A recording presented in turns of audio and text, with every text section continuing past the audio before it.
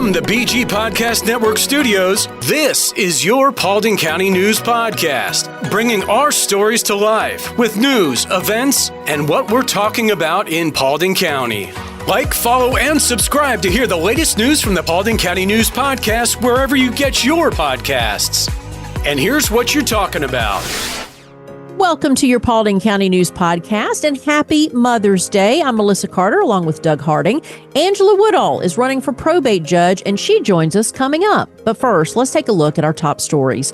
Authorities in Paulding County are seeking the public's assistance in identifying a suspect involved in a gas station break-in.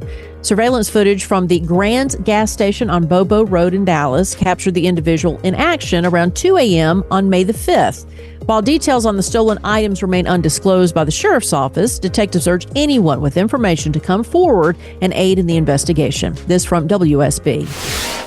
Congratulations to Officer Adonis Dessin for being honored as the Dallas Rotary Club Officer of the Year. It's a well-deserved recognition for their dedication and service to the community. And a big thank you to the Dallas Rotary Club for acknowledging the hard work and commitment of all public safety professionals in Paulding County.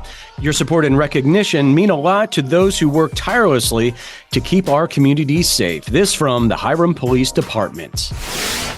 Norfolk Southern CEO Alan Shaw faces intensified pressure to boost profits as shareholders vote to elect 3 board members nominated by an activist investor, Ancora Holdings. And while Shaw retains his position for now, Ancora's push for control over the railroad's operations, which includes Paulding County, underscores tensions within the company. Ancora's proposed overhaul, advocating for the precision scheduled railroading model, was met with resistance from Shaw, who argues it could compromise safety and service improvements. This from the Christian Index.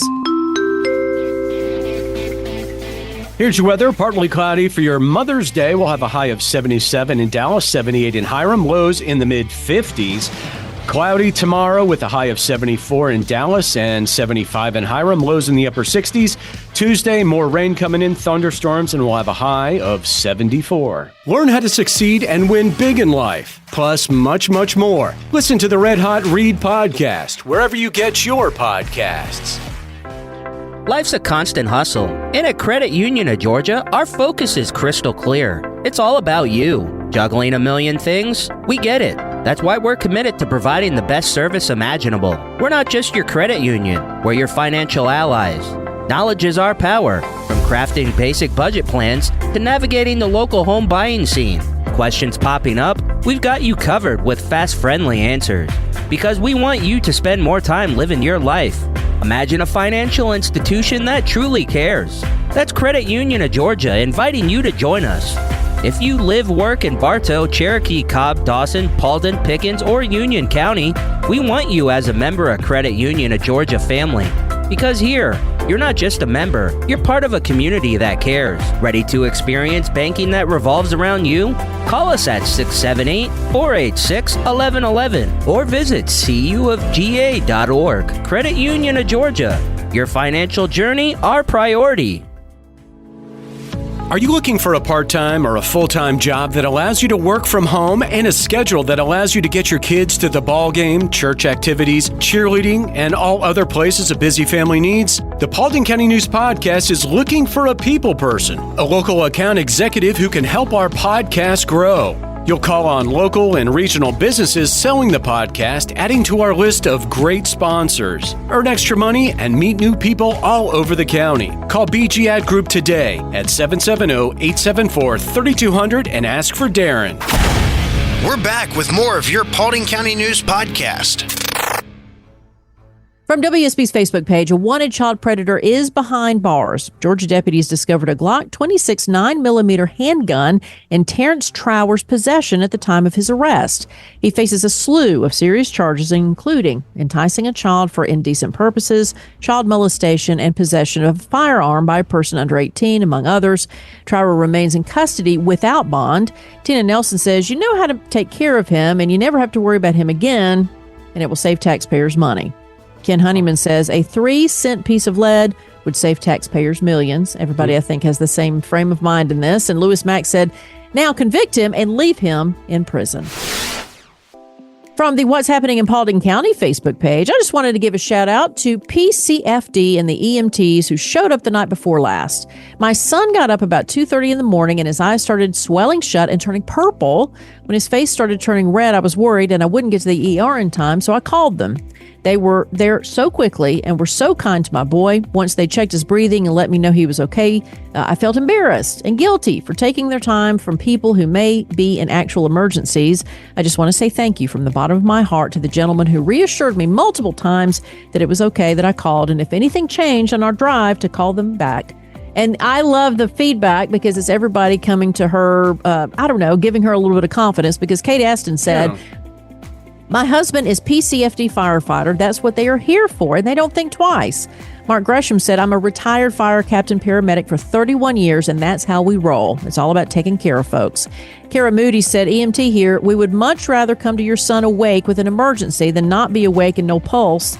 Just because you don't feel it was a major emergency doesn't mean that it isn't an emergency. Please call when you need us. Denise Jones said, so glad your son is okay. And many other people say the same thing. No regrets, Mama. Go ahead and call. Well, I kind of want to know what happened. Did he have some allergic reaction to something? Because turning purple is obviously going to freak you out. I know, right? And it sounds like an allergic reaction, but yeah, there's no follow-up on that. But it is one of those things where you feel like, I'm sure it's, well, do I call? Do I not call? Is it, this is certainly not the same thing. But like, my cat has been acting funny, but he's not sick, but he's acting funny. So I called the vet and I was like, I don't know whether to bring him in and waste your time or, whatever it is. So and they reassured me even on the vet call, like, look, it's okay. Like, if you don't know, we're here to help.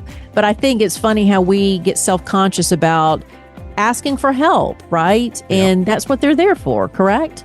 That is the hardest thing to ask for in this world, is help. Yeah. Well, your weird story for the day, you better get ready to set sail in the Buff. The infamous Big Nude Boat Cruise is gearing up for its next adventure from Florida next year. Passengers aboard the Norwegian Pearl will indulge in an 11-day Caribbean getaway with no clothing required. Hosted by Bare Necessities Tour and Travel, the cruise promises exclusive island visits and Eastern Caribbean exploration. The risque voyage is not for the shy.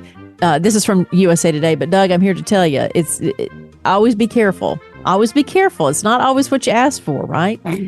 Just say it. If what you expect to see is not exactly what you're going to see. Right. This is not the internet. That's that's right. This is not the internet, because let's all take a moment while you're listening to the podcast and just look at yourself in the mirror. Now, you're beautiful the way you are, but when you go out, like I can tell you, Melissa going out on that boat in the nude is not. It's real. It's real. It's not, it's real and it's beautiful, but it's not what you expect. No complaints. I've had no complaints, Doug, but I'm just saying. They had me say ooh when it came to the buffet. That's right. No clothes anywhere. No clothes anywhere, people. What's happening in Paulding County? We've got you covered. Here's some stuff to get you out of the house. Registration is now open for July's Kinder Camp at Mount Tabor Park in Dallas. Tuesday from 4:30 until 6. It's free nail clipping at Boho and Bark in Dallas. And May 27th, beginning at 11 a.m., the Paulding County Memorial Day ceremony at Veterans Park in Dallas. Finally, June 2nd at 10 a.m., Ride for Cowboy and Wally at the American Legion Riders Post 111. That is in Dallas. And one last thing, if you're curious, what do I do for my mother today for Mother's Day? Then just take jobs away from her. That's my best advice, is don't make her do anything. That's all mothers want. Doug, is this too personal for me? I'm a mother, and what we want for Mother's Day is not to have to do anything. So take care of all the chores and all the cooking and everything else. And a flower and a card is nice, but she just wants to relax. She just wants to relax. Have you ever had anything go through probate? What is some advice on if you do? We're going to have Judge Angela Woodall on. She is running for re-election for Paulding County Probate Court, and she will talk about some advice for you and what the challenges are when you're running for judge. That's coming up. Whether you're new to church, have been a Christian for many years, or looking for a fresh start, you're welcome at New Season Church. New Season is a place where people can believe in God, belong to a family of believers, and become fully devoted followers. We exist so that people far from God may experience life in Christ and become fully engaged followers. Join us for one of our 2 Sunday services, 9 or 11 a.m. Hi, this is Pastor Steve Flockhart. Whether you're new to the Paulding community or have been here since the day you were born, New Season Church is a place where all are welcome. From our exciting children and student ministries to our engaging Bible studies and small groups and events, I promise New Season Church has a place for you. New Season Church, just off Highway 278 at 4457 Atlanta Highway in Hiram. We exist so that people far from God may experience life in Christ and become fully engaged followers. New Season looks forward to seeing your entire family this Sunday, and feel free to check us out online at newseason.cc. We believe what comes into our minds when we think about God is the most important thing about us. We look forward to seeing you Sunday at 9 or 11 a.m. at New Season Church in Hiram. Don't forget to like, follow, and subscribe to the Paulding County News Podcast wherever you get your podcasts. All of our feature interview pieces here on the Paulding County News Podcast are presented by Credit Union of Georgia. Let's meet some of the interesting people in our neighborhood. Angela Woodall joins us now. She is running for re-election for Paulding County Probate Court. I should call you Judge Woodall. I apologize for that. How are you today? I'm great. How are you doing? And Angela or Angela Woodall or Judge Woodall, anything's fine. Sounds good. Well, I appreciate that. Now, a lot of us have been part of probate for one reason or another, but explain a little bit about your position as judge and what you cover. Just a little background. There's 159 probate courts in Georgia, one in each county, and probate court handles primarily estates with wills, administrations of estates without wills, guardianships of minors and adults, conservatorships of minors and adults, emergency hearings of minors and adults, and anything that involves an estate of someone deceased. So that's a lot to say, but anything that involves probating an estate, whether the decedent had a will or not. And that's probably why a lot of people have been part of probate court. I know in my personal experience, not in Paulding County, but when my mother passed and we had to make some changes in the will, right? Because it was COVID. So we had to make a few changes of some of the things that she said. We had to go through probate court in order to have that done officially and that kind of thing. So I'm assuming most people have dealt with probate when it comes to the death of a family member and how important it is to have a will. I'll say that. That's yes. Because that's something. Well, let me ask this question. So Judge Woodall, what advice would you give the listener when it comes to making sure that in their life they have what they need in case probate is a part of their future? Of utmost importance and makes their life as well as the court process much easier is if everyone had a will, which of course most people know that is what your wishes are after you pass away. And it can be a simple will. It doesn't have to involve a lot. You need an executor. You need a trustee if you have a trust. A lot of people don't, but you need a trustee if you do. You need to lay out your special bequeaths, things you want to leave to loved ones or friends or family, and maybe what to do with your real property. And if you do that in a will, then it's very clear to heirs and beneficiaries what your wishes are, and it's very, very difficult to have that objected to. Now, the flip side of that is an administration where you pass away without a will. That opens up a lot of doors to, for lack of a better way of putting it, arguments, litigation, difference of opinions, and an administration is where someone passes away without a will, but they have an estate, such as a house or retirement accounts or savings accounts or cars. And the loved ones or nearest relative cannot make those disbursements for that decedent until an administration is filed. But it's a much more difficult process in managing that and reporting to the court annually, more intrusive process. Can it be done? Of course. Can people manage administrations pretty effectively most of the time? Yes. But it sure makes for a much easier process if you have a will. I mean, I could ask you all kinds of questions about the drama you've seen, but I'm just curious. One last question along those lines, kind of a ballpark. How many years have you seen it take for that to be resolved for people who didn't have their paperwork in order before they passed? Oh, goodness. My court, I do take a little pride with my clerks in when somebody files an administration, and a lot of people try to file on their own, which there's nothing wrong with that, but it can be very difficult. And oftentimes they end up needing to at least consult with an attorney, if not hire one. The problem with administrations is they can be resolved as soon as about 90 to 120 days. But many, many, many petitions for administrations are litigated because of the differences in opinions and what heirs believe or what the beneficiaries believe, or an heir believes that a beneficiary shouldn't receive something. Lots of times caveats and objections are filed, and that can cost a lot of money and not be resolved for maybe over a year to 2 years. We like to resolve probate cases as swiftly as possible because so many people's lives are affected immediately and for quite some time when somebody passes away. So my court, I do not like to let them linger. I will hold the attorneys accountable for pretrial orders or status hearings. Where are we? And get the cases moving along. But lots of litigation and lots of aggravation can be had in administrations where the decedent didn't pass on their wishes. And I'm glad you brought up the language of your courtroom and pushing those lawyers along, because I think for a lot of people, if they're not exposed to the courtroom very often, they know a judge oversees and makes decisions in the courtroom, but you also kind of have to be the referee and also regulate what's going on with the attorneys that appear in your courtroom. Because your background is in family law, I know.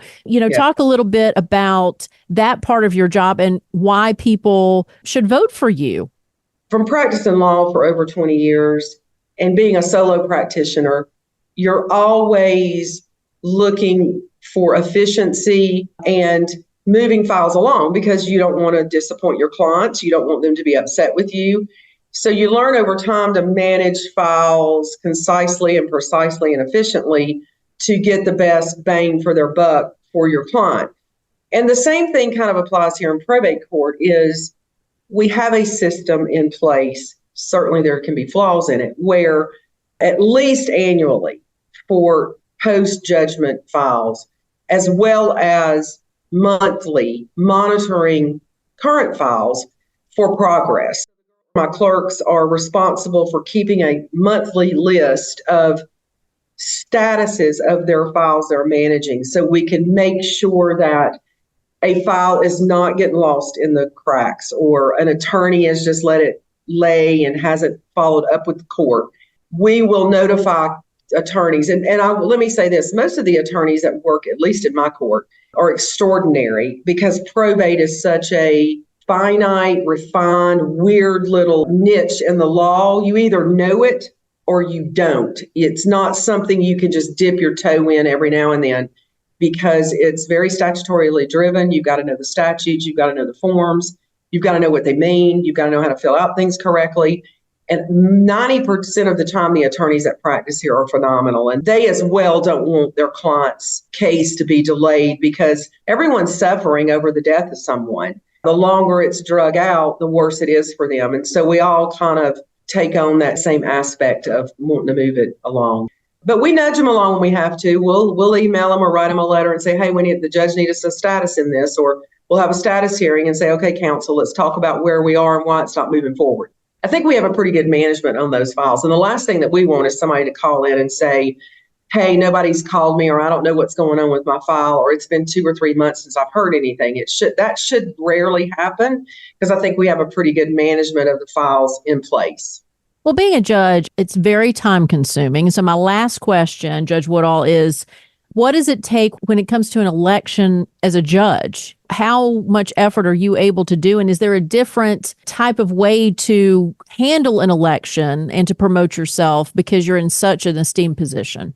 So running an election, which I've had to do, planning ahead of time, gathering your marketing strategy and your advertising strategy and creating a team around you to help you is extremely important.